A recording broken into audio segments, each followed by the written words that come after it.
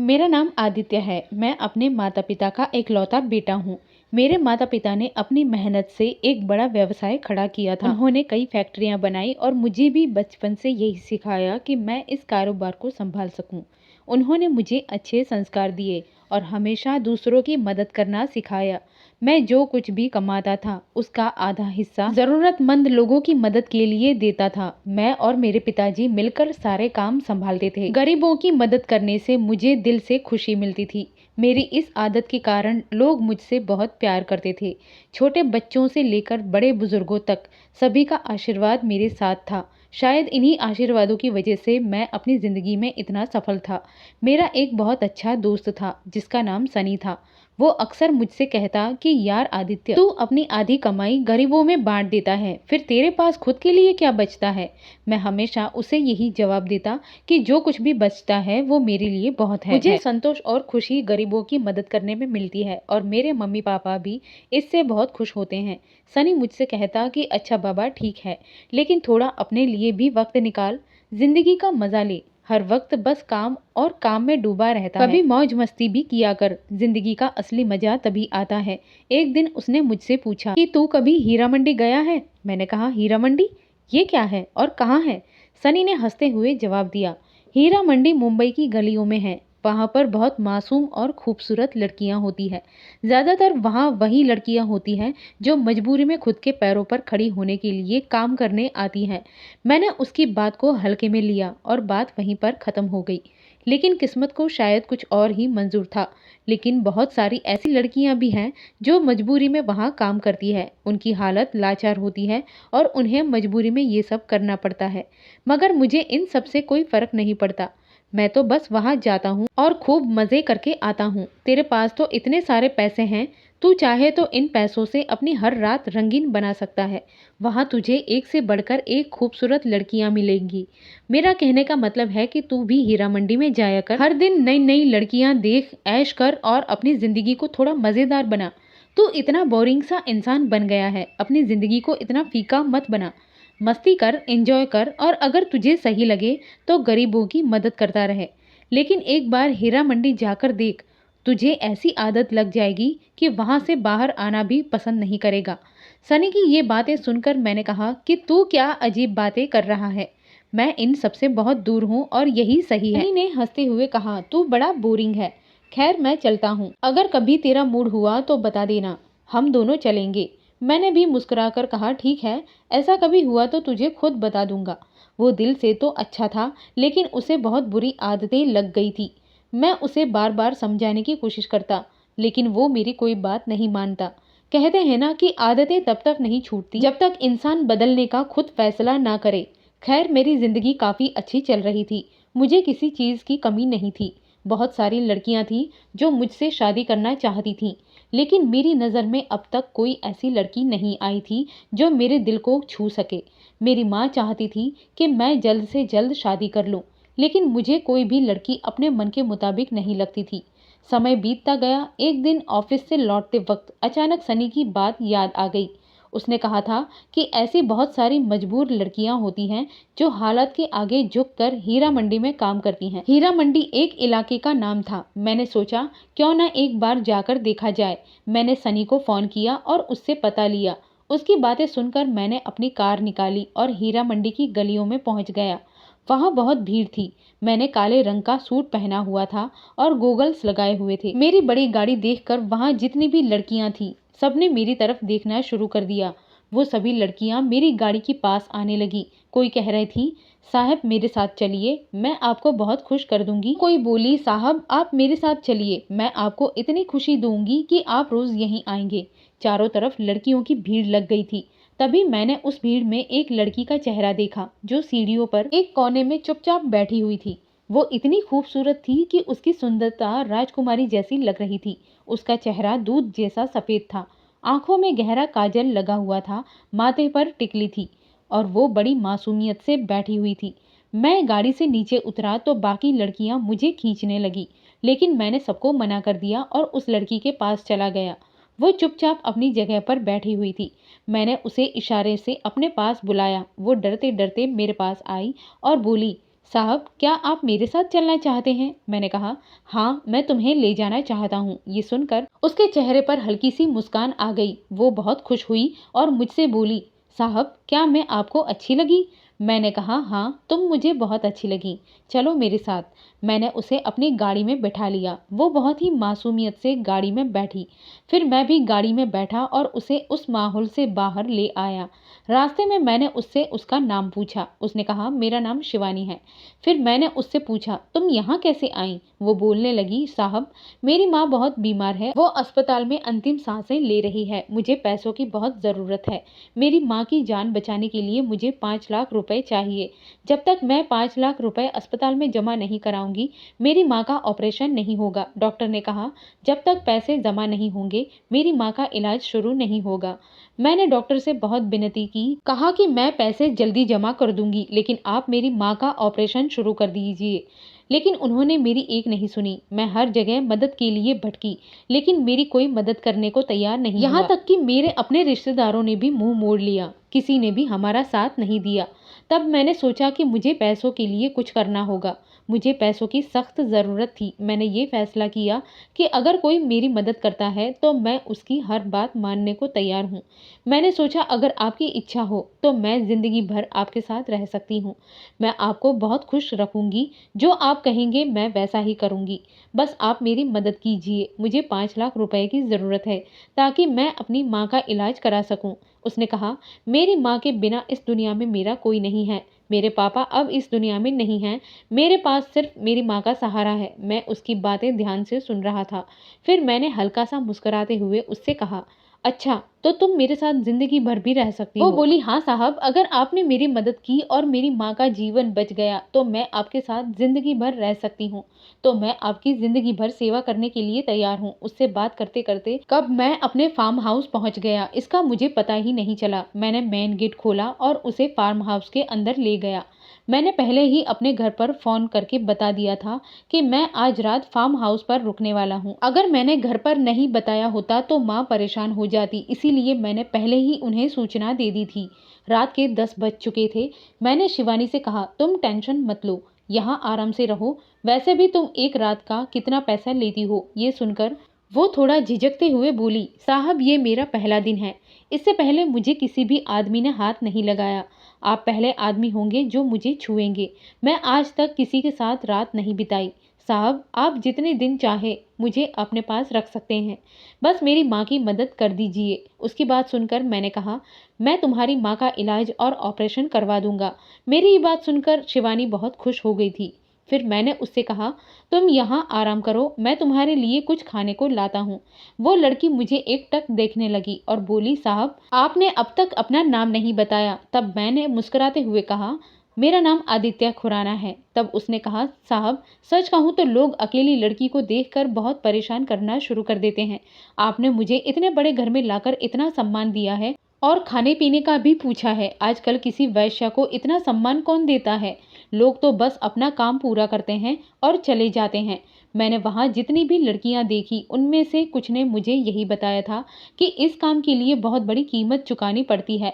कुछ लोग तो ऐसे मिलेंगे जैसे वो इंसान नहीं बल्कि भेड़िए हों, और कुछ ऐसे भी होंगे जिन्हें तुम पर जरा भी दया नहीं आएगी। जो जितना पैसा देगा वो पूरा वसूल करेगा।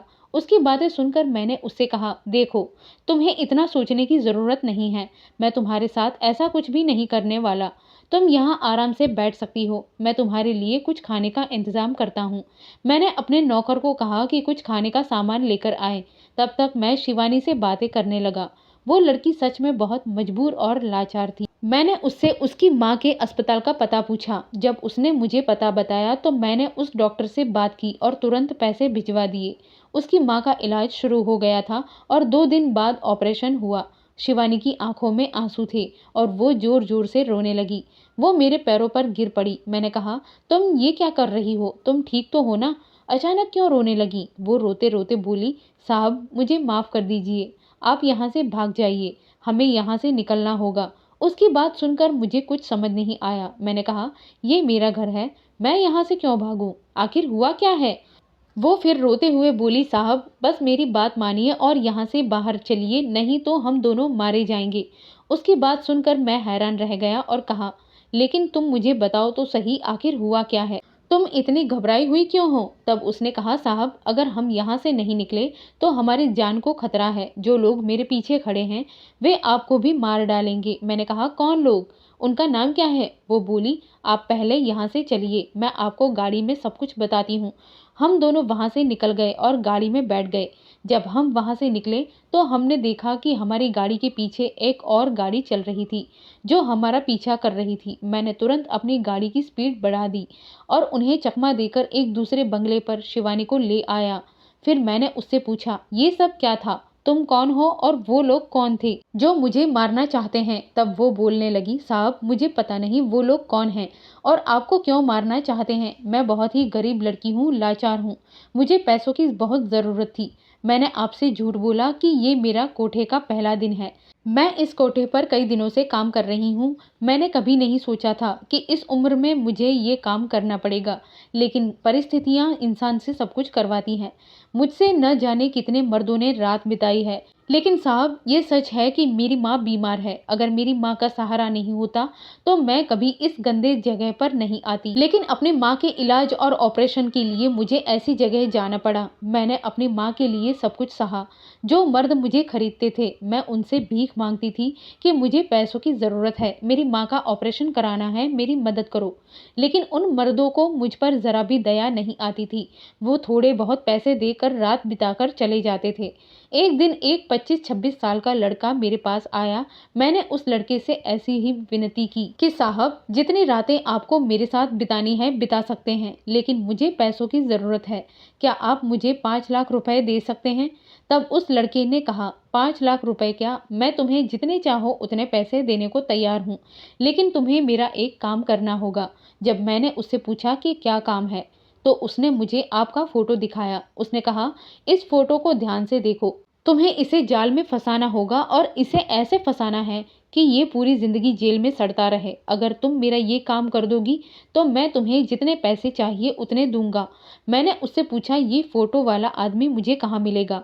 तो उसने कहा, तुम्हें इसके पास जाने की ज़रूरत नहीं है, ये खुद तुम्हारे पास आएगा। साहब मुझे नहीं पता था, लेकिन ऐसा ही हुआ और आप खुद मेरे पास आए। मैंने उस आदमी की बात सुनी और नहीं जानती थी कि आप कौन हैं और उसकी आपसे क्या दुश्मनी है। उसने मुझे अपना नंबर दिया और कहा कि आप जब हीरा मंडी आएंगे तो मुझे उसे फ़ोन करके बताना है।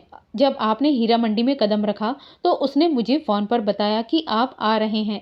तभी मैंने गरीब, लाचार और मासूम बनने का नाटक शुरू कर दिया, क्योंकि उस आदमी ने कहा था कि तुम्हें कुछ भी करने की ज़रूरत नहीं है। तुम इतने सुंदर हो कि तुम्हारे पास खुद ब खुद कोई भी खिंचा चला आएगा। बस तुम इंतज़ार करो, वो आदमी तुम्हारे पास खुद चलकर आएगा। और साहब ऐसा ही हुआ। आप इस बदनाम गली में घुसे और आपने मुझे देखा। आप खुद मेरे पास चलकर आए। लेकिन साहब जब मैंने आपसे मुलाकात की तो मुझे समझ में आया कि आप दिल के बहुत अच्छे इंसान हैं। आपके साथ कोई गलत कैसे कर सकता है? इस इंसान ने तो आपको जिंदा मारने की साजिश रची है। शायद वो आपकी तरक्की से जलता है, क्योंकि मैंने उसे फ़ोन पर बात करते हुए सुना था। वो कह रहा था, सनी तूने मेरी बहुत मदद की है। तेरा दोस्त आदित्य बहुत दान पुण्य करता फिरता है, अब उसकी अकड़ जेल में ही निकल जाएगी। शिवानी जो कुछ कह रही थी वो सब समझ में आ गया था, क्योंकि ये इंसान कोई और नहीं बल्कि मेरा चचेरा भाई गौरव था। गौरव मेरे चाचा का बेटा था। वो बचपन से ही मुझसे चिढ़ता था और मेरे बराबरी करने की कोशिश करता था। मैंने उसे बहुत समझाया था कि मेरा जो भी है वो तेरा ही है। अगर तुझे कुछ चाहिए तो किसी भी फैक्ट्री में काम कर सकता है, लेकिन उसे मालिक बनने का जुनून था। शिवानी की बातों से मुझे अब सब कुछ समझ में आ गया था।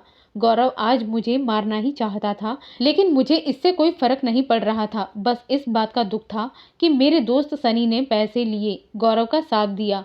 खैर ये लड़की रोने लगी, मेरे पैरों पर गिरने लगी और मुझसे माफ़ी मांगने लगी। वो कहने लगी, साहब मुझे माफ़ कर दीजिए, आपका दिल बहुत बड़ा है। सिर्फ मेरी एक बात पर आपने मेरी माँ का इलाज शुरू करवा दिया और 2 दिन बाद ऑपरेशन भी है।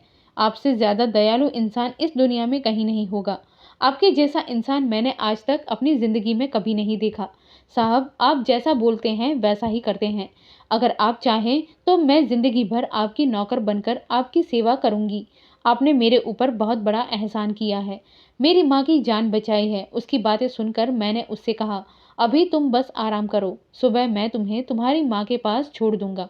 वो जाकर बिस्तर पर लेट गई और मैं बाहर जाने लगा। तभी शिवानी ने फिर कहा, साहब अगर आप चाहे तो मेरे पास आ सकते हैं, आपका मुझ पर पूरा हक है। आपने मुझे बहुत बड़ी कीमत दी है। मैंने उससे कहा, नहीं, मैं ऐसा कुछ भी कभी नहीं करूंगा। तुम यहाँ आराम से सो जाओ, मैं दूसरे बिस्तर पर सो जाऊंगा। वो लड़की वहीं सो गई और मैंने लाइट बंद कर दी। दूसरे बिस्तर पर सोने के लिए जैसे ही मैं जाने लगा, उस लड़की के चेहरे की चमक मेरी आंखों में बस गई। वो इतनी खूबसूरत थी कि किसी का भी ध्यान उसकी ओर खींच सकता था। सोते समय वो बहुत मासूम और प्यारी लग रही थी। मेरा मन काफी बेचैन हो रहा था। मैंने लाइट बंद की और दूसरे बिस्तर पर सोने चला गया। सुबह जब मेरी आंख खुली तो मैंने देखा कि वो लड़की वहां से उठकर बैठी हुई थी। मैंने उससे कहा, चलो मैं तुम्हें तुम्हारी माँ के पास हॉस्पिटल में छोड़ देता हूँ। वो चुपचाप गाड़ी में आकर बैठ गई। मैंने उसे हॉस्पिटल में छोड़ दिया। वो मुझसे कहने लगी, साहब ऐसा हो सकता है कि ये हमारी आखिरी मुलाकात हो। मैंने उन लोगों का काम नहीं किया है और वे अब मुझे जिंदा नहीं छोड़ेंगे, लेकिन मुझे इसका कोई दुख नहीं होगा, बल्कि खुशी होगी कि मैंने एक ऐसे नेक इंसान की मदद की है। उसकी बात सुनकर मैंने उसे दिलासा दिया, ऐसा कुछ नहीं होगा। मुझे पता है कि वे लोग कौन हैं, वे तुम्हारा कुछ नहीं बिगाड़ सकते। तुम बेफिक्र होकर अपनी माँ के पास रहो। अब तुम्हें मंडी में काम करने की कोई जरूरत नहीं है। जितने पैसों की तुम्हें जरूरत होगी तुम मुझसे ले सकती हो। आज के बाद तुम उस जगह पर कदम नहीं रखोगी। शिवानी ने मुझसे वादा किया कि वो अब कभी उस जगह नहीं जाएगी। उसने कहा, साहब अब मुझे उस जगह की कोई ज़रूरत नहीं है। मैंने अपनी माँ की बीमारी की वजह से वहाँ कदम रखा था, लेकिन अब उसकी कोई ज़रूरत नहीं। मैंने उससे विदा ली और हॉस्पिटल से बाहर निकल गया। सीधे गौरव से मिलने के लिए रवाना हुआ। मुझे पहले से पता था गौरव इस बार मुझे कहाँ मिलेगा। ये सोच रहा था।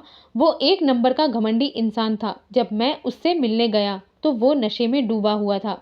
मुझे देखकर वो घबरा गया। मैंने उससे कहा, गौरव मुझे तुमसे बात करनी है। ये सुनकर उसे बहुत गुस्सा आ गया। वो बोला, मुझे तुमसे कोई बात नहीं करनी। तुम तो कितना फैक्ट्रियों के मालिक हो।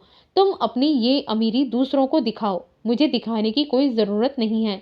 वो बहुत ही ताव में बात कर रहा था। मैंने उससे कहा, गौरव शांत हो जाओ। मुझे पता था कि गौरव को किस बात का गुस्सा है, लेकिन उसकी इस तरह की बातें मुझे सही नहीं लगी। मैंने उससे कहा, गौरव मैंने तुम्हें कभी नहीं मना किया। जो भी तुम्हें चाहिए था मैंने हमेशा कहा है, तुम मुझसे मांग सकते हो। मैं खुशी खुशी वो तुम्हें सब कुछ दूंगा। लेकिन ये क्या तरीका है तुम्हारा? तुम्हें पता है कि ऐसी हरकतों की वजह से तुम पूरी जिंदगी जेल में सड़ सकते हो। मेरी एक शिकायत पर तुम्हारा पूरा जीवन जेल में बीत सकता है। मेरी बात सुनकर वो बोला, ये क्या धमकी दे रहे हो मुझे? मुझे तुम्हारी कोई डर नहीं है। जो तुम्हें करना है कर लो, और जो मुझे करना है वो मैं जरूर करूंगा। मैंने गौरव से कहा, ठीक है, जो मुझे करना है वो मैं करूं, और तुम लड़कियों का इस्तेमाल करके मुझे फंसाओगे, मुझ पर भाड़े के गुंडे छोड़ोगे। ये सब करके तुम क्या साबित करना चाहते हो? मेरी बात सुनकर गौरव नजरें चुराने लगा। गौरव ने कहा, मैंने ऐसा कुछ भी नहीं किया। वो बोल ही रहा था कि मैंने उसे रोक दिया। मैंने कहा, गौरव ये तुम्हारी पहली और आखिरी गलती होगी, लेकिन तुमने ये किया और उसके लिए तुम्हें खुद अपनी जिंदगी जेल में बितानी पड़ेगी। मैंने उससे ज्यादा कुछ नहीं कहा और वहां से चला गया, लेकिन मुझे पता था कि अब वो आगे से ऐसा कुछ नहीं करेगा। इसके बाद मैंने सनी को सबक सिखाया और उससे दोस्ती खत्म कर ली। मैं अपने कामों में व्यस्त हो गया। दिन बीत रहे थे और इसी बीच अचानक शिवानी का चेहरा मेरी आंखों के सामने आने लगा। मैं अपने ख्यालों में खोया गाड़ी चला रहा था। तभी अचानक शिवानी की मासूम बातें मेरे कानों में गूंजने लगी। वो कितनी मासूमियत से कह रही थी कि वो पूरी जिंदगी मेरी सेवा करेगी। वो बहुत ही भोली लड़की थी जिसे इतनी कम उम्र में ऐसी जगह पर काम करना पड़ा जहां जाने से पहले 1000 बार सोचना पड़ता है। शिवानी करीब 19-20 साल की थी और उसका चेहरा बार बार मेरी आंखों के सामने आ रहा था। मैंने गाड़ी रोकी और सीधे हॉस्पिटल पहुंचा। वहां शिवानी नहीं थी। डॉक्टर ने बताया कि उसकी मां ठीक हो चुकी थी और उन्हें छुट्टी दे दी गई है। शिवानी अपने घर चली गई थी। मैंने शिवानी का पता लिया और सीधा उसके घर पहुंचा। दरवाज़ा खटखटाया तो एक बुजुर्ग महिला ने दरवाज़ा खोला। मैंने उन्हें नमस्कार किया और पूछा, ये शिवानी का घर है क्या? उन्होंने मेरा नाम पूछा तो मैंने कहा, मेरा नाम आदित्य है। मेरा नाम सुनते ही वो तुरंत कहने लगी, बेटा बाहर क्यों खड़े हो, अंदर आओ, मुझे तुम्हारे बारे में सब पता है। शिवानी ने मुझे सब कुछ बताया है। तुम ही हो जिसने मेरे इलाज और ऑपरेशन के पैसे दिए थे ना? तुम्हारा उपकार हम कभी नहीं भूलेंगे। वो हाथ जोड़कर खड़ी हो गई तो मैंने तुरंत कहा, माँ आप ऐसा मत कीजिए, मुझे अपना बेटा समझिए। शिवानी कहाँ है? क्या आप उसे बुला सकती हैं? उन्होंने मुझे अंदर बिठाया। थोड़ी देर बाद शिवानी आई, मुझे देखकर मुस्कुराई और बोली, साहब आप यहाँ क्या कर रहे हैं? मैंने कहा, बस ऐसे ही सोचा कि तुमसे मिल लूँ। मैं हॉस्पिटल गया था लेकिन तुम वहाँ नहीं थी। डॉक्टरों ने बताया कि तुम्हारी माँ अब ठीक है, इसीलिए तुम्हें डिस्चार्ज कर दिया गया है। इसीलिए मैं यहाँ आया। क्या मुझे यहाँ नहीं आना चाहिए था? शिवानी बोली, नहीं साहब, जब आपकी मर्जी हो आप हमारे घर आ सकते हैं, हमें कोई आपत्ति नहीं होगी। लेकिन अच्छा नहीं लगता ना साहब, आप इतने बड़े आदमी हैं और हम इतने छोटे लोग। लोग क्या कहेंगे? आपकी इज्जत पर आँच आएगी। मैंने कहा, शिवानी मुझे इन सब बातों से कोई फर्क नहीं पड़ता, मैं इज्जत की परवाह नहीं करता और तुम्हें भी ऐसी बातें सोचने की ज़रूरत नहीं है। शिवानी ने कहा, साहब माँ की दवाइयों का समय हो गया है, मैं उन्हें दवा देकर आती हूँ। मैंने कहा, ठीक है, मैं यहीं तुम्हारा इंतज़ार करता हूँ, जल्दी आना। थोड़ी देर बाद शिवानी मेरे पास आई और बोली, साहब मुझे पता है कि आप यहाँ पर क्यों आए हैं। मैंने कहा, अच्छा तुम्हें पता है तो बताओ मैं यहाँ क्यों आया हूँ। शिवानी ने बड़ी मासूमियत से कहा, आपको मुझसे कुछ चाहिए है ना?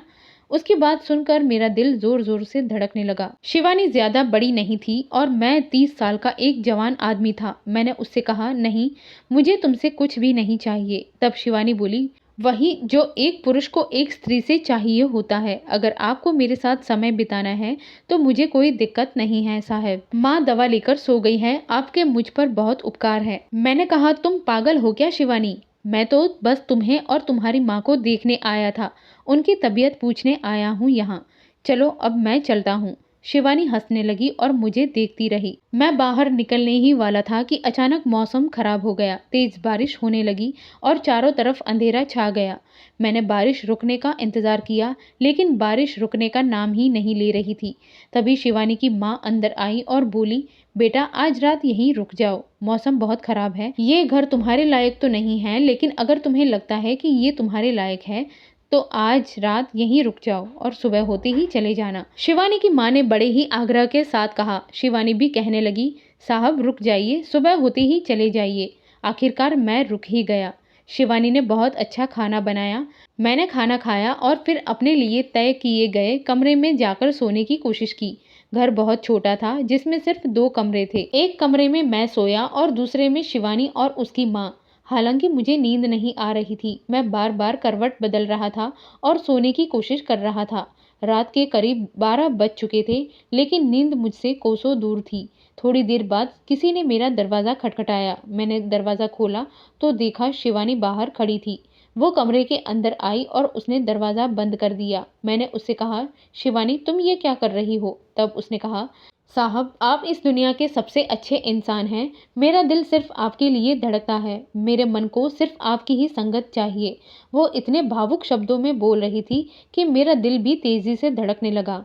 मैंने खुद को संभालते हुए कहा, शिवानी तुम यहाँ से जाओ। तब उसने कहा, नहीं साहब मैं यहाँ से नहीं जाऊंगी। ये कहते हुए उसने मुझे जोर से गले लगा लिया। मैंने उसे खुद से दूर करने की बहुत कोशिश की लेकिन धीरे धीरे मैं भी अपने सुध बुध खो बैठा और जो नहीं होना चाहिए था वो हमारे बीच हो गया। सुबह जब मेरी आंखें खुली तो मैंने देखा कि शिवानी मेरे आलिंगन में थी। मैं उससे माफ़ी मांगने लगा और कहा, शिवानी मुझे माफ़ कर दो, मैं ये सब तुम्हारे साथ नहीं करना चाहता था। मैं अपनी सुध बुध खो बैठा और तुमने भी मुझे नहीं रोका। तब शिवानी ने कहा, साहब मैं खुद को कैसे रोक सकती थी? मुझे आपकी बाहों में जो सुकून मिला वो मैंने आज तक कहीं नहीं पाया। धीरे धीरे दिन इसी तरह गुजरते गए। अब मैं शिवानी से मिलने के लिए बेचैन रहने लगा। जब भी मैं शिवानी से मिलता तो मुझे बहुत सुकून मिलता। उसकी मासूमियत और बातें मुझे बहुत भाने लगीं। मैं उसे बेहद पसंद करने लगा था। धीरे धीरे मुझे एहसास हुआ कि मैं शिवानी से प्यार करने लगा हूँ। मैं हर रोज़ उससे मिलने जाने लगा और शिवानी भी बहुत खुश होती थी। आखिरकार मैंने तय किया कि अब मैं शिवानी से अपने दिल की बात कहूँगा। मैं उससे कहूँगा कि मैं उससे बहुत प्यार करता हूँ और उससे शादी करना चाहता हूँ। एक दिन मैं शिवानी के घर गया और उसकी माँ से शिवानी का हाथ मांगा। तब उसकी माँ ने कहा, बेटा हम बहुत गरीब लोग हैं, हमारी कोई हैसियत नहीं है, लेकिन अगर तुम हमें इस काबिल समझते हो तो हमें कोई आपत्ति नहीं है। मेरी बेटी का नसीब बहुत अच्छा है कि तुम उसकी ज़िंदगी में आए हो। लेकिन शिवानी कहने लगी, नहीं साहब, मैं आपसे शादी नहीं कर सकती। मैं एक ऐसी लड़की हूँ जो कोठे से जुड़ी हुई है। मेरे साथ कई पुरुषों ने रातें बिताई है। आप बहुत बड़े इंसान हैं। अगर आपने मुझसे शादी की तो लोग आप पर उंगली उठाएंगे। शिवानी की बातें सुनकर मैंने उससे कहा, शिवानी, तुम्हें इन सब बातों की चिंता करने की कोई ज़रूरत नहीं है। मुझे सिर्फ तुम्हें अपने घर ले जाना है। मैंने शिवानी का हाथ पकड़ा और उसकी माँ से कहा, माँ, आपको भी मेरे साथ मेरे घर चलना होगा। लेकिन उनकी माँ ने मना कर दिया। मैंने बहुत समझाया पर उन्होंने जाने से इनकार कर दिया। आखिरकार मैंने शिवानी की माँ के लिए 24 घंटे काम करने वाली एक महिला नौकरानी रख दी। इसके बाद मैं शिवानी को अपने घर ले आया और अपने माता पिता से उसकी मुलाकात करवाई। मैंने अपने पिताजी से कहा, पापा, मैं शिवानी से बहुत प्यार करता हूँ और मैं उसी से शादी करना चाहता हूँ। शिवानी बहुत गरीब लड़की है, उसके पास कोई नहीं है, बस उसकी माँ है। मेरी माँ को कोई आपत्ति नहीं थी और पिताजी को भी ये रिश्ता मंजूर था। दोनों बहुत खुश हो गए। मेरी माँ को शिवानी बहुत पसंद आई। शिवानी की माँ ने मुझे एक छोटी सी चैन दी जो शिवानी के पिताजी की थी। घर में शादी की तैयारियां शुरू हो गई। शादी के दिन मैं मंडप में शिवानी का इंतजार कर रहा था। थोड़ी देर बाद शिवानी को भी मंडप में लाया गया। शिवानी लाल साड़ी में बेहद खूबसूरत लग रही थी। सभी मेहमान और रिश्तेदार शादी में शामिल हुए। 7 फेरे लेने के लिए हम खड़े हुए थे और शिवानी की मांग में मैं कुमकुम भरने वाला था कि गौरव नशे की धुंध में मंडप में आ गया और सभी के सामने उसने शिवानी को वैश्या कहना शुरू कर दिया। वो कह रहा था, देखो बड़े मनहूस लोग कैसे होते हैं। आदित्य खुराना एक वैश्या से शादी करने जा रहा है। सब लोग सुन रहे थे और देख रहे थे। ये वैश्या है जिसने कितनी रातें पुरुषों के साथ बिताई है। Top world businessman Aditya Khurana एक वैश्या से शादी करने जा रहा है और उसे अपनी पत्नी बना रहा है। गौरव के शब्दों को सुनकर मेरे पैरों तले से जमीन निकल गई थी। मैं अपने गुस्से पर नियंत्रण नहीं रख सका और जो मैंने कभी नहीं किया वो मैं कर बैठा। मैंने गौरव पर हाथ उठाया और उसे इस तरह मारा कि वो कभी भूल नहीं पाएगा। मेरे पिताजी और चाचा बीच में आ गए और कहने लगे, भगवान के लिए मेरे बेटे गौरव को छोड़ दो, मैं तुम्हारे कदमों में गिरता हूँ। मैंने कहा, तुम इसे समझाओ, इसे चुप रहने के लिए कहो। अगर ये फिर से ऐसा कुछ किया तो मैं इसे जिंदा नहीं छोड़ूंगा। इतना कहने के बावजूद गौरव ने फिर से कहा, शादी तो ठीक है लेकिन ये भी सुनो, मैंने भी कई रातें इसके साथ बिताई है। गौरव के बोलते ही मैंने उसके पेट में लात मार दी। फिर से वो कुछ भी नहीं कह पाया। उसकी बात सुनकर मेरा गुस्सा मेरे नियंत्रण में नहीं रहा। अगर शिवानी बीच में नहीं आती तो आज मैं गौरव को जिंदा मार देता। शिवानी आई और हाथ जोड़कर मुझे कहने लगी, आदित्य साहब, गौरव झूठ नहीं बोल रहा है, उसके हर शब्द में सच है। ये सच है कि मैं एक वैश्या हूँ और समाज में एक वैश्या की जगह नहीं होती। साहब, मुझे माफ़ करना, मैंने बहुत बड़े सपने देखे थे लेकिन मुझे ये सपने देखने का हक नहीं था। ऐसे सपने अच्छे नहीं लगते। मैंने शिवानी से कहा, शिवानी, तुम ये क्या कह रही हो? क्या तुम पागल हो गई हो? तुम कोई वैश्या नहीं हो, तुम आदित्य खुराना की होने वाली पत्नी हो। वो बोली, साहब, आप तो मेरे लिए खुशी देने वाले हैं लेकिन आपकी किस्मत में मेरे जैसी लड़की नहीं है। मुझे माफ़ कर दीजिए। इतना कहकर शिवानी मंडप से बाहर चली गई। सभी मेहमान और लोग अपने अपने घर चले गए। मुझे इन सब बातों से कोई फ़र्क नहीं पड़ा और मेरे पिताजी को भी इस बात का कोई फ़र्क नहीं पड़ा। लेकिन मेरी माँ नाराज़ हो गई थी। उन्होंने कहा, शिवानी एक वैश्या है, ये बात तुम्हें मुझे पहले बतानी चाहिए थी। वो कैसी लड़की है उसने भी कुछ नहीं बताया। अगर तुमने ये बात पहले बताई होती तो ये सब देखने की नौबत ही नहीं आती। अब तुम्हारी बाहर कितनी बदनामी हो गई है, उसका नाम और ये सब कुछ, समाज में हमारा मान सम्मान मिट्टी में मिल गया। मैंने माँ से कहा, माँ, दुनिया कुछ भी कहे, मुझे उसकी कोई परवाह नहीं है। मैं शिवानी से बहुत प्यार करता हूँ और उसे ही अपनी पत्नी बनाकर इस घर में लाऊंगा। इसके बाद मैं घर से बाहर निकल गया और शिवानी के घर पहुंचा। वहां शिवानी के घर के बाहर बहुत भीड़ इकट्ठा थी। जब मैं उस भीड़ में पहुंचा तो मुझे पता चला कि शिवानी की माँ का निधन हो गया है। शिवानी अपनी माँ के सिरहाने बैठकर रो रही थी। मैंने उसे दिलासा दिया और कहा, शिवानी, मैं तुम्हारे साथ हूँ। दुनिया जो चाहे कहे, मुझे उसकी परवाह नहीं है। मैं तुम्हें अपना नाम दूंगा और तुम्हें अपनी पत्नी बनाकर इस घर में ले जाऊंगा। शिवानी ने मेरा हाथ छोड़ दिया और कहा, आदित्य साहब, मेरा नसीब कोठे के लिए बना है, मुझे कोठे पर ही अच्छा लगता है। शिवानी ने मुझसे मुंह फेर लिया और उस बदनाम गली में फिर से चली गई। उसने मुझसे वचन लिया कि मैं एक अच्छी लड़की देखकर उसके साथ शादी कर लूं और मुझे हमेशा के लिए भूल जाने को कहा। लेकिन ऐसा कैसे हो सकता था? मैं उसे कैसे भूल सकता था? मैं उसे बहुत प्यार करता था। फिर मैं दूसरी लड़की से कैसे शादी कर सकता था? तो दोस्तों, अब आप ही मुझे बताएं कि मुझे क्या करना चाहिए। क्या मुझे शिवानी को भूल जाना चाहिए या किसी दूसरी लड़की को देखकर उसके साथ शादी कर अपनी ज़िंदगी की नई शुरुआत करनी चाहिए? आप अपनी राय कमेंट में करके ज़रूर बताएं। अगर आपको ये कहानी पसंद आई हो तो वीडियो को लाइक करें और चैनल को सब्सक्राइब करें और बेल आइकन पर क्लिक करके ऑल पर सेट करें ताकि आपको हमारी अगली वीडियो तुरंत मिल सके। धन्यवाद।